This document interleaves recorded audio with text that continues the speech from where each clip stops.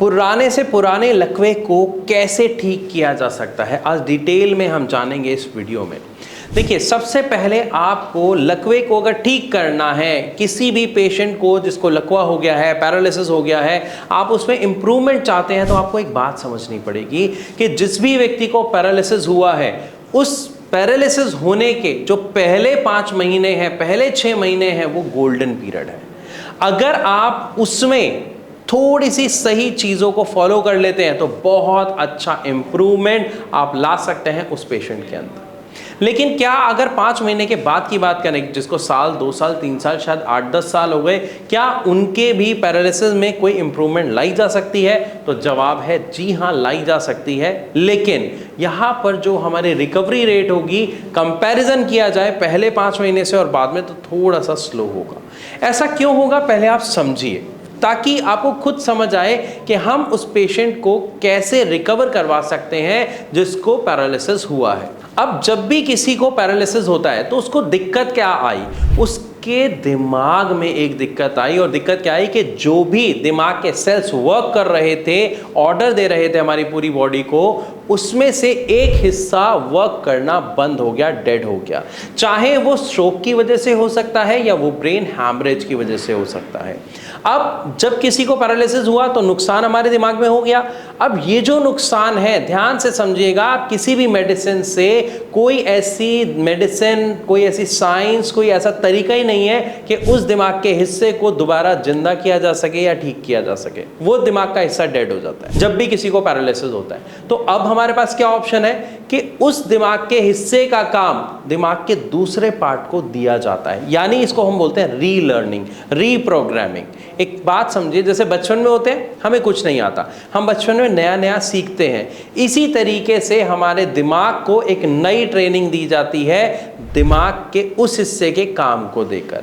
अब ये कौन करता है? ये नेचुरली हमारे दिमाग में होता है और इसका नाम होता है न्यूरोप्लास्टिसिटी। यानी जब आपके दिमाग एक अंडर ट्रेनिंग में होता है, पहले 5 महीनों में जब उसको ट्रेनिंग मिल रही होती है बोलने की, चलने की, बैलेंस संभालने की, मूवमेंट लाने की, हाथ पैर हिलाने की, तो वो ट्रेनिंग का टाइम सबसे अच्छा टाइम होता है एक पैरालिसिस पेशेंट की रिकवरी के लिए। क्योंकि उस टाइम आप बिना किसी मेडिसिन के इतना शानदार बदलाव अपने पेशेंट के अंदर देख पाते हैं जिससे आप खुद हैरान रह जाते हैं। इसीलिए उस वक्त अगर आप उस पेशेंट को ज़्यादा से ज़्यादा एक्सरसाइज करा पाते हैं, ज़्यादा से ज़्यादा आप उनको रेगुलर एक्टिविटीज़ में हेल्प कराते हैं, कोशिश करवाते हैं उनको करवाने की, आप उनको फिजियोथेरेपी दिलवाते हैं, तो वहां पर आपका पेशेंट बहुत ही इफेक्टिव तरीके से रिकवर कर पाता है। लेकिन अब हम बात करते हैं उन पेशेंट की जिनको समय ज्यादा हो गया, जिनको 8-10 साल हो गए, 2 साल, 5 साल, 4 साल हो गए, उनको कैसे रिकवर कराए। यहां पर हमें सबसे पहले एक ट्रीटमेंट की हेल्प लेनी पड़ती है जो न्यूरोप्लास्टिसिटी में हेल्प करता है। अब जो भी ट्रीटमेंट आप लेते हैं उसके बारे में मुझे नहीं पता, लेकिन आप खुद एक बार गूगल करिए, जो भी मेडिसिन आपका पेशेंट अभी ले रहा है या आपके परिवार का सदस्य जिसको किसी को अगर पैरालिसिस है और वो ले रहे हैं, तो क्या कोई मेडिसिन ऐसी है जो आपके न्यूरोप्लास्टिसिटी में हेल्प कर रही है? और अगर यहां पर आपको जवाब ना मिले तो हैरान होने की जरूरत नहीं है, क्योंकि ऐसी मेडिसिन होम्योपैथी में आपको इजीली मिल सकती है। इवन कई बार आयुर्वेद में भी देखी जाती है। लेकिन होम्योपैथी की जो मेडिसिन होती है वो कंज्यूम करने में बहुत आसान होती है। पानी में आपको ड्रॉप्स देके नॉर्मली पिलानी है पेशेंट को, या फिर आप शुगर बॉल्स के साथ उस मेडिसिन को कंज्यूम करते हैं। और इसका सबसे बड़ा फायदा क्या है कि पेशेंट को बिना किसी साइड इफेक्ट के रिजल्ट मिलना शुरू हो जाता है बहुत जल्दी।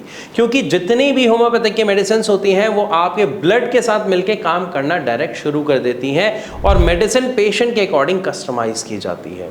तो यहाँ पर अगर हम बात कर रहे हैं न्यूरोप्लास्टिसिटी की, तो हमें ऐसी मेडिसिन चाहिए जो हमारे न्यूरोप्लास्टिसिटी के प्रोसेस को बूस्ट करे, साथ ही साथ जो हमारा पेशेंट है वो अपनी प्रॉपर रेगुलर एक्टिविटीज़ में आए, जिसके लिए हमें हेल्प करनी पड़ती है, हमें उनको फिजियोथेरेपी दिलवानी पड़ती है। इवन कई बार आप उनको कई ऐसी प्रैक्टिसेस कराते हैं जो उनके आसपास का काम हो रहा होता है। फॉर एग्जांपल, बच्चे खेल रहे हैं, उनको बॉल दिलवा देना, या फिर अगर वो नहा के आए हैं तो उनको कॉम पकड़ाना कि आप कॉम करने की कोशिश करिए। तो ये ऐसी हैबिट्स होती हैं, ये ऐसी आदतें होती हैं जो रेगुलर वे में व्यक्ति कर रहा होता है बीमार होने से पहले।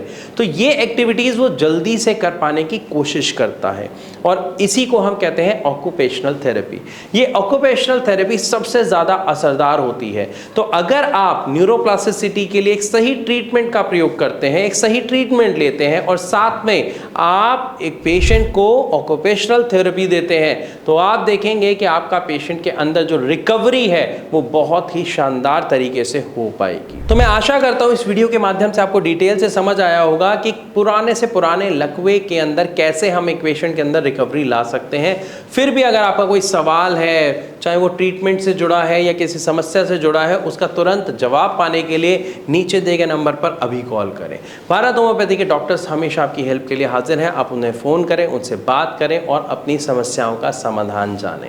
मैं आशा करता हूँ ये वीडियो आपको अच्छी लगी होगी। अगर हाँ तो इसे लाइक ज़रूर करें। ऐसी और वीडियोज़ के लिए हमारे चैनल को सब्सक्राइब करना बिल्कुल ना भूलें और इस वीडियो को ज़्यादा से ज़्यादा शेयर ज़रूर करें, ताकि जितने भी पेशेंट्स ऐसे हैं जिनको पैरालिसिस हुआ है वो रिकवर कर पाएँ, अपनी लाइफ को हेल्दी बना पाएँ।